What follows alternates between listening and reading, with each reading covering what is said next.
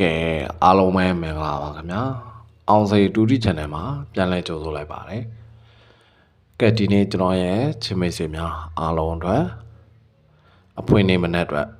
ဇေဝထိတ်စီရဲ့1ချိန်ရဲ့မထီမပေါက်ကီရဲ့ထုတ်ပေးတာပါဗျာနော်အဲ့ဒီမှာကျွန်တော်တို့အကြိုက်ခဏတွေကိုပြန်ဆွဲထုတ်ပေးတာပါတယ်ဗျာနော်ကဲထုံးစံတိုင်းပဲကျွန်တော်တို့အဖွင့်နေမနေ့အတွက်ပေါက်ကနန်းလေးမရယူခင်မှာကျွန်တော်ရဲ့အောင်စေတူတီ channel အကောင့်တစ်လေးကို subscribe နဲ့ရသေးဘူးဆိုလို့ရှိရင် subscribe လေးနှိပ်ထားပေးဖို့တောင်းဆိုချင်ပါတယ်ဗျကျွန်တော်တို့အသစ်တင်တိုင်းပေါက်ကနန်းတွေတင်တိုင်းတွေ့အောင်လို့ subscribe ပြီးတာ notification ခေါင်းလောင်းလေးလည်းနှိပ်ပေးထားကြပါဦးကဲအဲ့တော့ကျွန်တော်တို့ဒီနေ့မနက်ကတော့ရိုးရှင်းပါတယ်ဗျနော်လိုရင်းတိုရင်းကိုပဲချပြပေးထားပါဗျကျွန်တော်1ချိန်နဲ့ထိတ်စီနဲ့ကတ်တယ်1ချိန်နဲ့မထီမပေါက်ကြီးနဲ့ကတ်ပါတယ်ဗျာနော်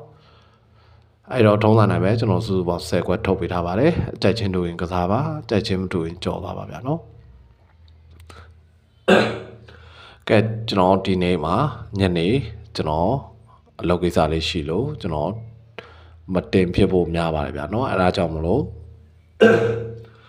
ကျွန်တော်တို့ညနေအတွက်ပါကျွန်တော်တခါထုတ်ပေးထားပါဗျာနော်ကျွန်တော်တို့ဒီဘယ်ဘက်ချမ်းတောင်ကမနေ့ညနေကစားနိုင်ပါဗျာနော်ကဲဒါဆိုရင်ဒီလောက်ပါဗျာနော်ကျွန်တော်ရဲ့ချင်းမေးစများအားလုံးပဲအဖွင့်နေမနေ့မှာအားလုံးကံကောင်းကြပါစေလို့ဆုမကောင်းတောင်းပေးလိုက်ပါရခင်ဗျာ